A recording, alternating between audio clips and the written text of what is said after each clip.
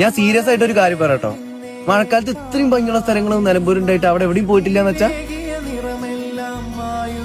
പ്രകൃതി പച്ചപ്പണിഞ്ഞ് നിൽക്കുന്ന ഈ നേരത്ത് പോയി കാണാൻ പറ്റുന്ന നല്ല 5 സ്ഥലങ്ങൾ. ഒന്നാമത്തെ കനോലി പ്ലോട്ട്, ലോകത്തിലെ തന്നെ ആദ്യത്തെ കൃത്രിമ തേക്ക് തോട്ടമാണ്. പിന്നെ അതുപോലെ തന്നെ വലിയ തേക്കിൻ മരങ്ങൾക്കിടയിലൂടെയുള്ള നടത്തം വളരെയധികം മനസ്സിന് കുളിർമ നൽകും.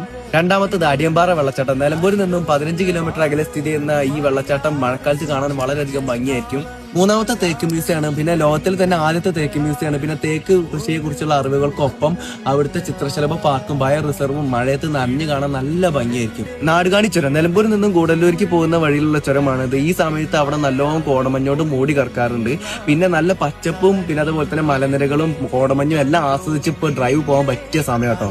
അഞ്ചാമത്തെ ബംഗ്ലാംകുന്നാണ്. അതായത് നിലമ്പൂർ ടൗണിൽ നിന്നും അടുത്ത് സ്ഥിതി ചെയ്യുന്ന ഒരു ചെറിയൊരു കുന്നാണിത്. പിന്നെ അങ്ങോട്ട് പോകുന്ന വളഞ്ഞു പൊളഞ്ഞുള്ള റോഡുകളും പിന്നെ അതുപോലെ തന്നെ ഫോറസ്റ്റുകാരുടെ പഴയ കോട്ടേജുകളും എല്ലാം മഴക്കാലത്ത് ഇങ്ങനെ നനഞ്ഞിരിക്കുന്നത് കാണാൻ നല്ല ഭംഗിയായിരിക്കും. പിന്നെ അവിടുത്തെ സ്കൈ വാക്ക് സഞ്ചാരികളെ ആകർഷിച്ച ഒന്ന് തന്നെ കേട്ടോ. അപ്പൊ എങ്ങനെ ഇപ്രാവശ്യത്തെ മഴക്കാലം നിലമ്പൂർ പോയി അടിച്ചു പൊടിക്കില്ല? അങ്ങനെയെങ്കിൽ നിങ്ങൾ ഇതിൽ ഏറ്റവും കൂടുതൽ എങ്ങോട്ടാ പോകണം ഉദ്ദേശിക്കുന്ന വെച്ചാൽ കമന്റ് ബിലോ.